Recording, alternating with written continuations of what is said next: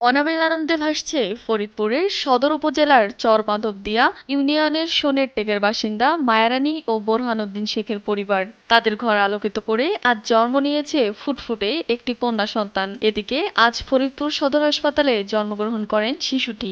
পরিবারের নতুন সদস্যের আগমনে খুশি মায়ারানী ও বোরহানউদ্দিন শেখের পরিবার। মেয়ে হোক বা ছেলে হোক, খুশি আছে, ভালো সুস্থ আছে। কন্যা সন্তান দিয়েছে, আমি খুশি, তাতেই অনেক খুশি। আল্লাহ তাআলা একটা কন্যা সন্তান দান করছে, তাতে আমরা কৃতজ্ঞ ও সন্তোষজনক। আল্লাহ তাকে দীর্ঘ হায়াতজীবী দান করুন। নবজাতক ও তার পরিবারের জন্য রইল শুভকামনা।